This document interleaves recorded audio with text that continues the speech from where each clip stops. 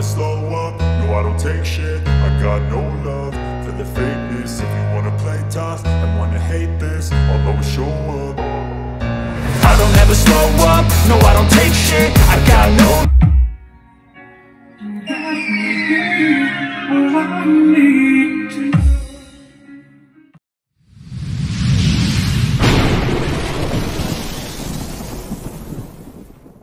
Hello mga lods, so ito meron tayong gagawing ace or tanggap na amplifiers. And good evening, welcome back sa ating muting channel. Ang location ko ay Zamboanga City. So ayan, sa mga nagtatanong or nagko-comment dyan kung saan yung location natin, Zamboanga City po tayo, no? So ito ay galing sa ibang technician. Sinukuan na to kasi wala daw available na transformer, kasi sunog yung transformer, no? So yung primary ang sunog niyan, so ayaw ko nang kalkalin yan. So papalitan ko na lang siya. Meron naman tayong pampalit. So ace na 8800B. Ayan, o. So ito yung sa yung sa pack, yung one set, no, pag bibili ka nito, may kasama na siyang dalawang speaker. So ito, wala namang sunog sa niya. So inalikabok na doon sa shop ng ating kaibigan.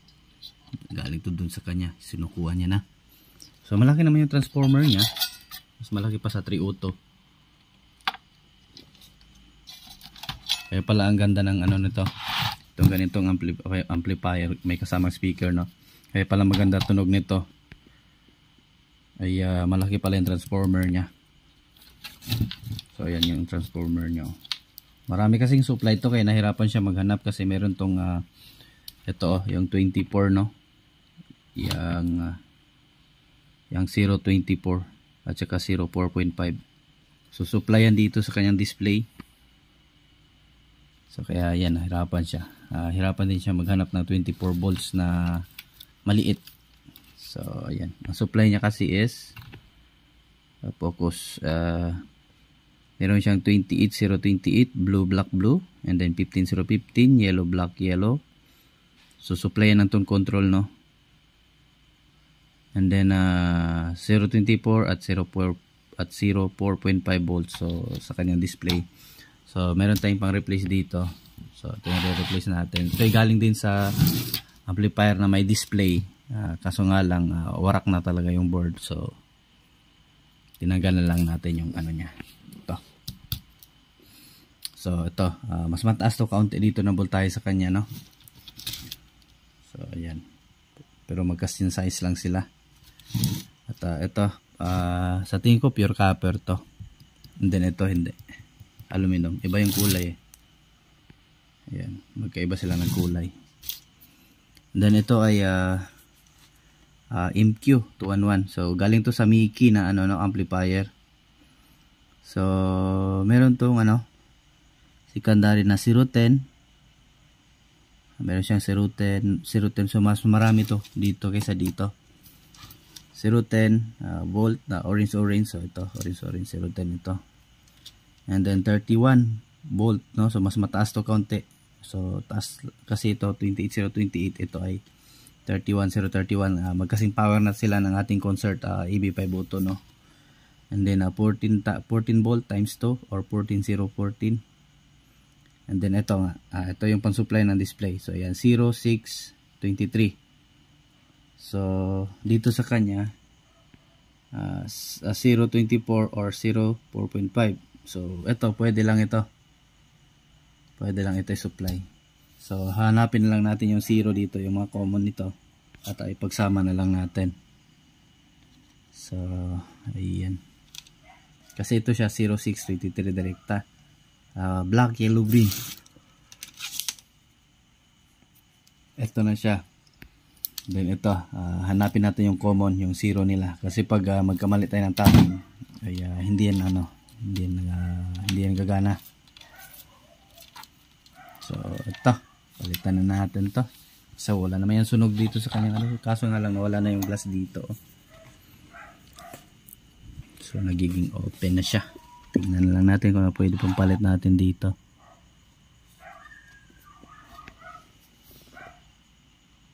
So yan, bago natin ito simulan mga lods, baka hindi ka pa nakasubscribe dyan sa ating muting channel, pa-subscribe na po at pakita na notification bell at ilagay sa all para laging updated. So ayan, primary ang nasunog nito.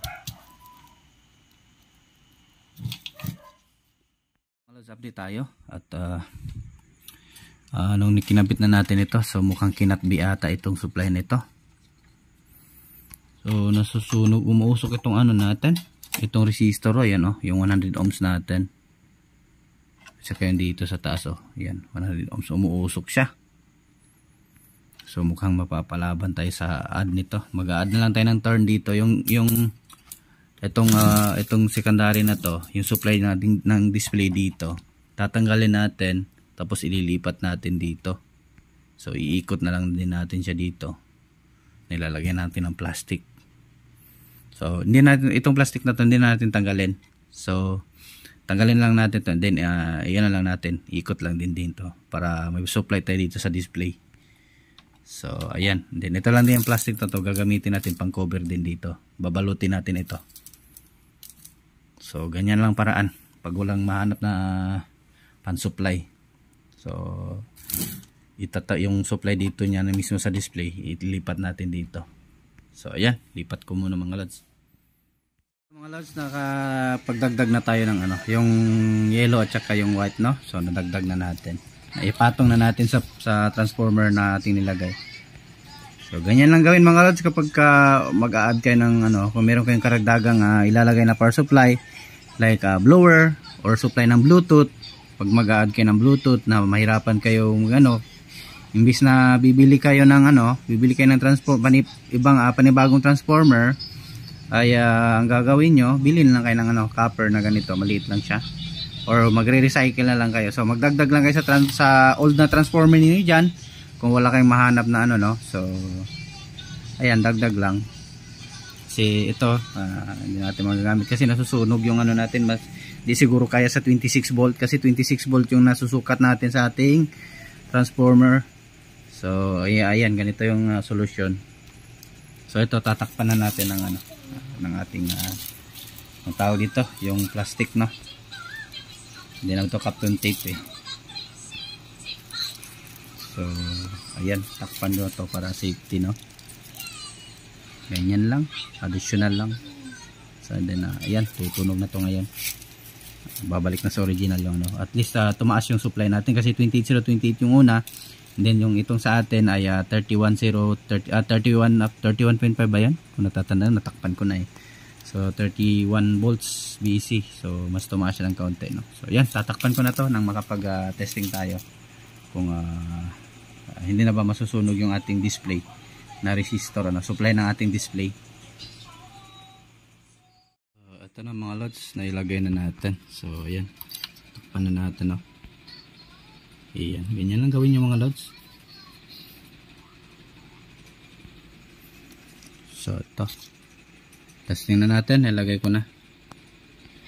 So na-tester ko pala, itong isa 5 volts, itong isa 24 volts. So magdadrop lang yan kapag so plug na natin. Please like my video. So power on. Ayun, so hindi na umusok yung 100 ohms kasi ito yung umusok, ito yung pinalitan natin. So yun, ang lakas ng ilaw. So ayan, siguro naman okay na to. Yung blower pala, wala yung niya, gagana hindi. So papalitan lang natin yan. So ito, testing natin, balik ko lang yung display, itong pinaka front board, at lagyan natin yung speaker, testing natin kung may audio.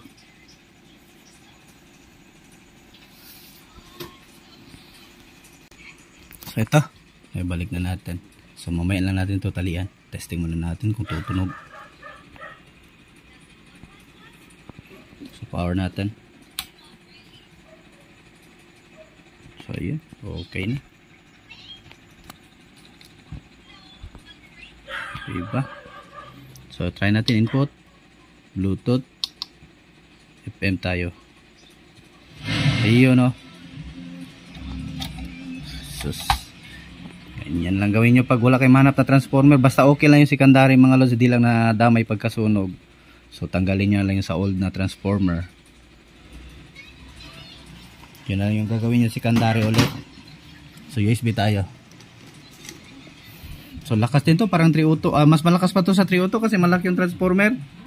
Kahit ganyan lang yun. 1 ampere per channel. Alikabok.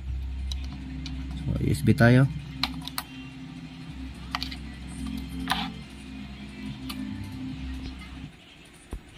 So yun o.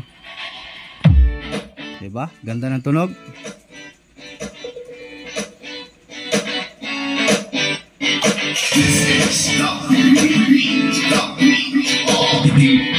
Wowie Remix.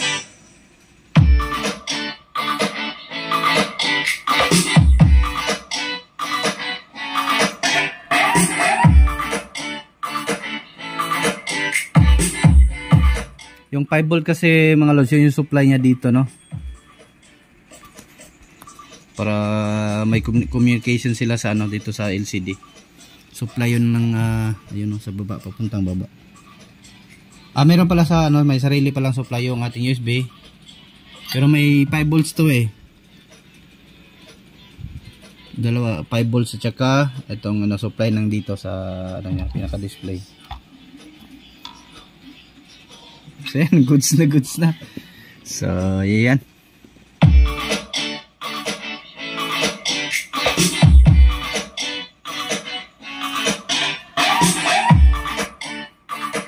So ito pala yung transformer niya. Kita ko sa inyo.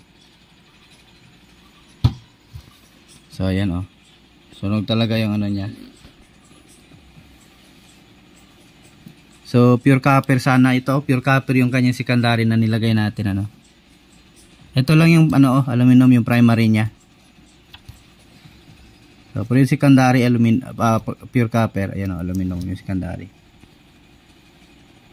Kung ako papipiliin mga lods, mas gusto ko pa na copper yung primary, aluminum yung secondary.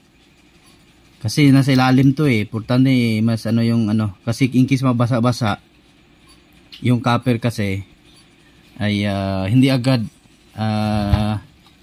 ano, kung magkalawang man siya, yung parang kulay green lang, so hindi siya mapuputol. Ito kasing alum, kapag ka nabasa ito, magpuputi-puti to siya, mapudpud tong ano niya, pinaka-alum niya, ito kaganyan na nagputi-puti. So ganyan yung ano. Kaya mas kung papipiliin ako ng transformer, okay na sa akin yung aluminum yung secondary, yung primary ay pure copper. Kasi kung in case mabasa man, yung masira niya is yung secondary lang. So which is pwede lang natin i-rewind. Although pwede naman i-rewind to, kaso nga lang malaki na talaga yung trabaho, matrabaho na talaga. So kunyari ganyan, yan nasunog yung primary, doble yung anuhin mo, i-rewiring mo primary at saka secondary, magre-rewiring ka ulit. So ubos yung oras mo diyan. Sakit pa sa kamay. So ang gagawin mo, kung in case nasunog, kagaya nito nasunog, bili ka lang ibang transformer. Kung wala kang mahanap na pang supply dito, so yung secondary niya, yun yung tanggalin mo, yun yung gawin mo supply. Ano mo lang, isisingit mo lang diyan. 'Di ba? Ay ano mo lang din ulit. So magbibigay lang naman yung kuryente yung core. Kasi malaki naman yung transformer. Mas malaki pa nga to eh, kaysa dito.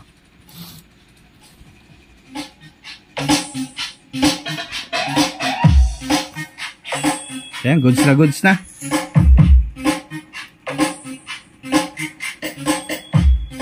Ang duda ko nito, baka nag-additional to si customer ng ano nag-additional si customer ng speaker, so bumigay itong primary niya. Kasi nga, ay na-overload na.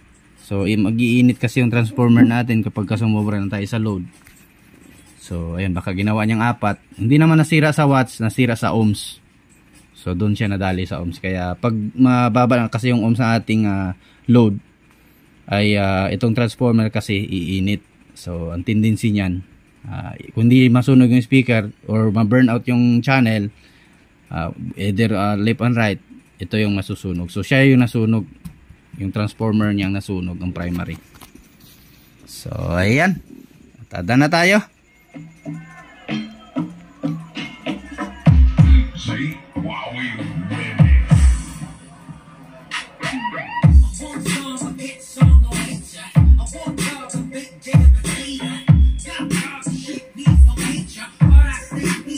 So ligpit ko muna yung mga wire niya.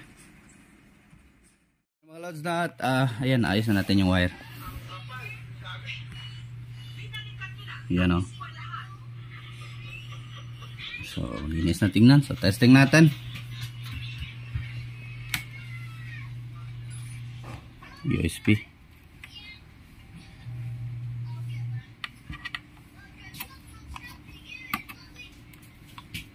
Yun o.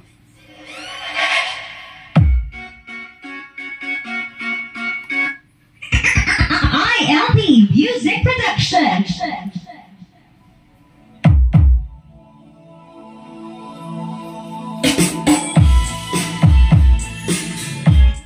Ayan, goods na yung tunog. Lakas din mga lods, ano, kahit maliit.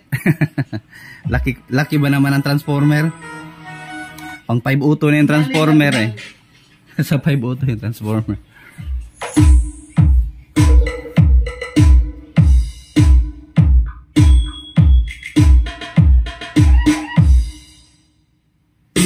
DJ Wowie Remix. Bunalin na, bunalin.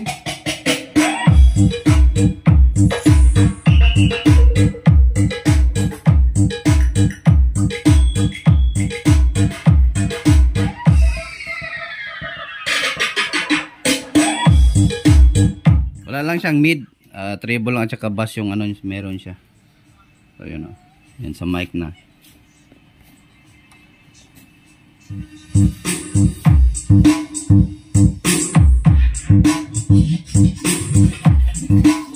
Testingan natin to sa mic kung may ano to sa mic.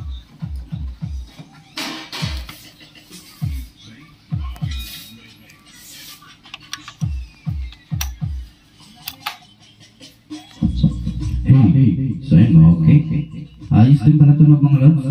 So lakas din pala nito kahit maliit. Hey, sound check, mic check, it's DJ. Hey, sound check. So goods na goods. Buhay ulit ang kanyang amplifier.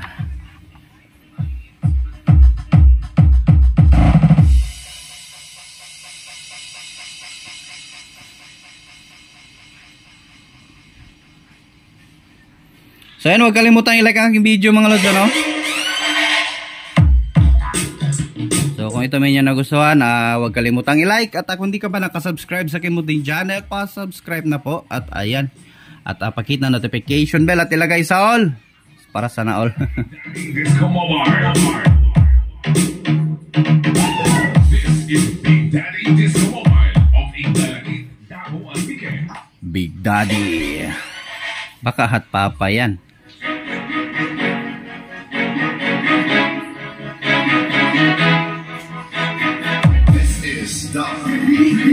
The beat of DJ Wowie Remix. Check nga natin kung ilang ano ito kasi hindi pa umiinit sa mga lods, kahit mabigat yung load ko. Yung malaki na speaker ni load natin. Check natin kung ilang bias.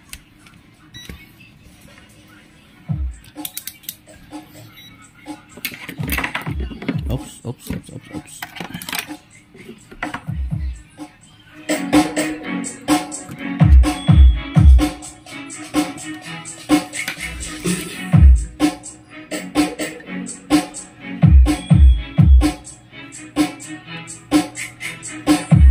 10.3 lang pala ang bias nito.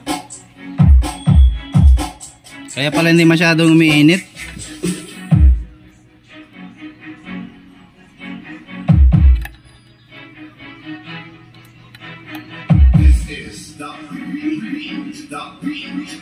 Point 3 lang, ayos.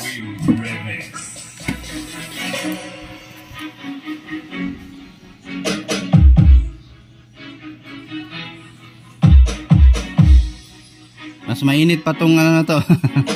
Regular yung resistor na supply.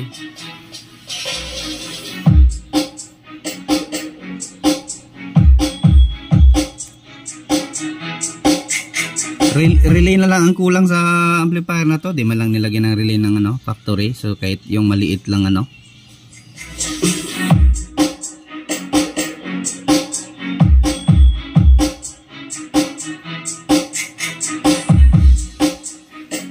kumpiyansa siguro mga lods kasi kapag bibili mo to siya, nakaset na. So hindi ka na mag-a-add ng speaker. Kaso nga lang nangyari dito, nag-add ata si customer ng speaker. Kaya yun, sabog yung transformer. So ayan, dana tayo siguro. Okay na to.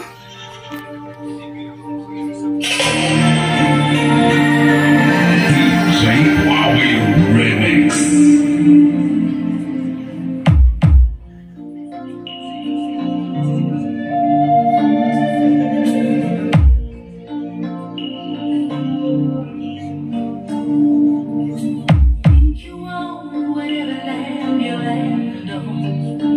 May copyright yan.